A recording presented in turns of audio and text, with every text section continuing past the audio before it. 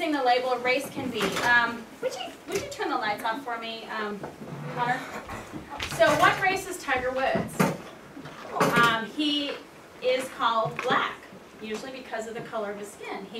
He refers to himself as something other than black, though. And you guys know his history of like what his mother is and what his father is. Yes? At first he looked a little bit Chinese to me, a little bit. Okay, so his father is half African American, a quarter Chinese, and a quarter Native American. So both Chinese and Native American would be considered what race? Black. Asian. Asian. Good. His mother, Clotilda, is, I think that's how you pronounce it, is a half Thai, quarter Chinese, and quarter Dutch. So she's mainly I'm sorry. She is mainly what? Asian. Asian. Yeah, she's 3/4 Asian and 1/4 White. Caucasian. Yeah, exactly. So that makes Tiger Woods 1/4 African, 1/4 Thai, 1/4 Chinese, 1/8 Native American, and 1/8 Dutch. Wow. So what race is he mainly? Black. Or Asian. He's mainly Asian. He's mainly Asian. He's only an 1/8 Dutch and a quarter African American. So he's like 5/8 Asian. Okay? And by his skin, can you tell that just by looking at him? No, I mean you might be able to see by the other things like shape of his eyes or something like that. But for the most part, no. And he's been called a black golfer. When he was younger and golfing with his dad, there were certain golf courses he could not play on because he was African American, considered African American. Okay, yes? Yes, you may. Okay, so let's talk about ethnicity, what ethnicity means. Now, ethnicity refers to a person's nationality, what country or area from which they or their ancestors originate.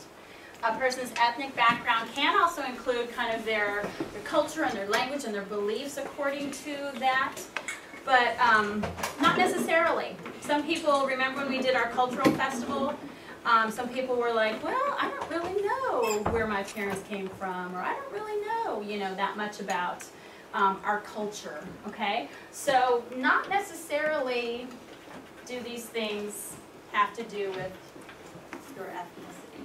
Your ethnicity is mainly from the country that your parents are from. Now, do people have multiple ethnicities? Yes, I do. Yeah, they can, exactly. So where is your mom from and your dad from? My mom's from Venezuela and my dad's from France. Oh, wow. Wow, interesting. That's really cool. So right now there are over 150 different ethnic groups in the United States. Now, one thing I wanted to show you, and just to make it a point, not to do anything weird, but let me see. I'm going to get Meg and Sarah, Kyria, Katie. Let me get Jack and Bryce. Come on up here. Just come on up to the front. So what? No, okay. So looking at all of them, you would say right away that they are all Caucasian, right? Okay. So their race would probably be considered Caucasian. What country or ethnicity do you think, like, your parents are from? You talked about it in your cultural festival, and that's why I'm bringing you up. Like. Didn't you talk about, like, British? Yeah. British? A little bit, yeah. Yeah, but you have other. I'm putting you on the spot, aren't I? I'm sorry. So do you have French? I'm British and German. British and German. Swedish and Irish. Swedish and Irish. I am Dutch, Irish, and German. Okay. You said you were part Native American, remember? Yeah, part Native American, so that is actually part Asian, right? Interesting, isn't that weird to think? That something that you weren't aware of before we started talking about our cultures and our ethnic backgrounds. So I'm Polish. I did the polka with you. Yeah, I remember that. But so even though we're all considered the same race, so to speak, we are, or the same race, I shouldn't say so to speak, we're all probably have a different ethnic background because our people that our parents are from different countries, or our grandparents, or where we're originated from, our nationalities from different places. Okay, y'all take a seat. Thank you for helping me out. Sorry to put you on the spot. Okay, so there are about 150 different ethnic groups in the United States. Isn't that wild to think of? 150 different ethnic groups in the United States. Do you guys know what the number one is? The one that's the most? Spanish. Chinese. Asian. Yes. Probably Asian. No, it's not. African. It's actually a Caucasian. It's German. Oh. German is the number one. Isn't that weird? I know. But it's not by much. If you look at, let me see. Oh, I can't tell by this one. It's not big enough. But that would be a really interesting thing for you guys to research further if you had any interest in looking that up. Yes? I was talking with my Nana about how some people say like they hate this race, or dislike I should say, Mm-hmm. and like they may be thinking the same thing about us. We just think because we're from America that we think we have our own minds, but so do they. Sure. Okay. And that's partly where, what we're talking about today is making assumptions about people and making assumptions about them in general, generalizing about races and stereotypes and things like that. Can I go to the rest? Yes, of course. Thank you. Okay. So the last one that I want you to define is culture. And you guys have probably learned about this in your social studies class, correct? So culture would be what? Like what things you celebrate, or Okay. Yes. More religion. It can have to do, it can have to do with your religion. So your values, your ideals, your beliefs of whatever group of people that, like your family's beliefs and traditions and ideals. Do you have multiple cultures, multiple groups of people that you associate with in your life? yes. Yes. I don't know. So you have your family at home. What other parts of your life do you have? Friends. Your friends? What else? Grandparents. Grandparents? Uncles. You're forgetting where you are right now. Where are you? School. School. Exactly. Every school has a different culture. They have different rules and different things that maybe set them apart from other schools. I know, Nick, you moved from one school to another. Did you see a difference in the school you were at previously versus here? Yeah, and it takes some getting used to getting used to the culture of the school.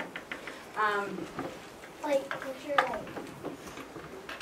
like what kind of culture? So what the school values, what's important to them. Some schools are real strict with dress code, some schools not so much. Can y'all think of another way that schools could be different with their culture? Like when they had segregation, it used to be like only whites can go to the school and the black used to like. Okay, so that's kind of talking about maybe those. Okay, yes. Well, it wasn't about that, but it was about my friend. She goes to a Christian school Mm-hmm. and she has to wear a uniform. Okay, so that's different there. Yes.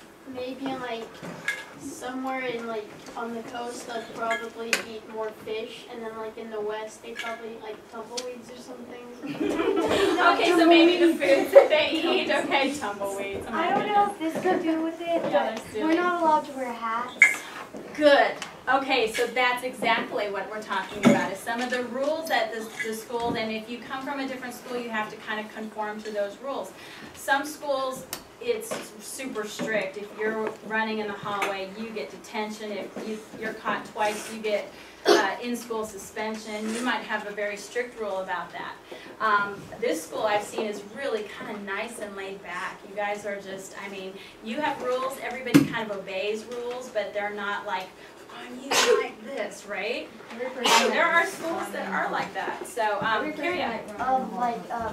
Kind of like I think Muslim, you know, like the hats. Yeah. Can't remember what they're called. Turbans.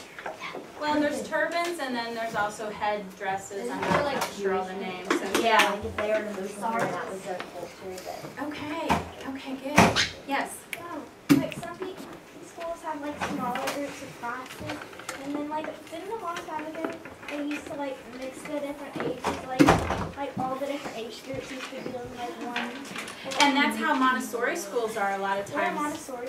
Montessori is the type of school where they do more of like grouping by ability levels and things like that. And a lot of times you're in with kids with different ages instead of just grouped with kids your I age. was in Montessori preschool, and I was like 4 years old, and I was a 6-year-old. Oh wow, yeah, see that's cool. I am in pre-K and kindergarten. I went to a Montessori school, and You remember your Montessori school? My daughter went to Montessori too. Yes. I did too. Kind of like Katie said, like some schools, what was I gonna say? It's like some schools have Uniforms? no, not uniforms. Private schools? Oh yeah, they have like Christian schools and other schools and Religious schools. yeah, Yeah. and Okay. Yeah. okay.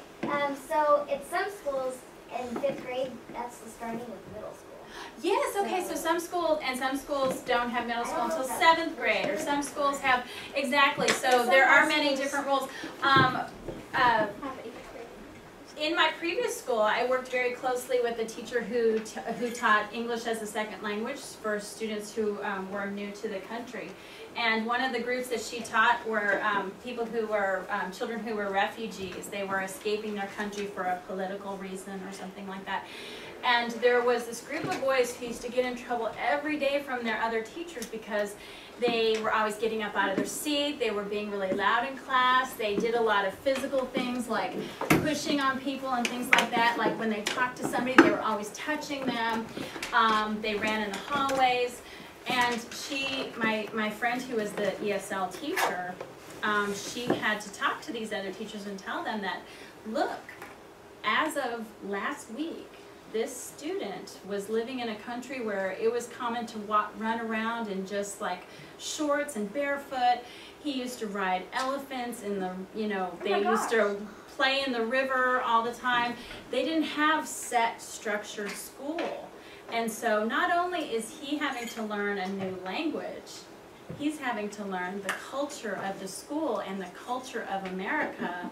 Yeah, so you think about how challenging school must be for kids who are coming in from, with different cultures and different ethnic backgrounds. Yes. Like in America, you're like required to go to school, like, don't Yes. you like have to? Yes. Okay, and Yeah. then in other countries, do you not really have to? But you can be well- homeschooled. Yeah, you can. Well, it would depend on the school. If the country's in a big civil war and there's people who are, there are refugees who are in refugee camps. Sometimes there's some education there, but yeah, it's really challenging. Some kids don't have the opportunity to go to school. So you guys are talking about a whole lot of amazing things. Let me get 2 more comments, and then we're going to move on to the next thing we're doing. Okay, from my previous schools, we never switched classes in 5th grade. We Okay. always would stay in one class.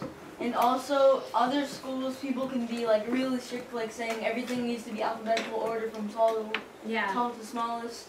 Yeah. Or it could be completely free, where you could sit anywhere you want and you Right. could go in line any way you want. Right. Oh yeah, and you could just they set up chairs and you don't have names, you just sit where you want. Good. Yeah. Like next year, you can sit wherever you want. Oh, really? So it's not, yeah, the rules kind of change a little bit. The lunch. And then when you get to high school, a lot of times you can leave campus for lunch, so their rules change as you get older and cultures change. When I moved here from Wisconsin, I had a very strong accent. I had a very specific Midwest accent. I also dressed differently because I went to a school where it was very preppy. Everything was very preppy, and I wore very preppy clothes.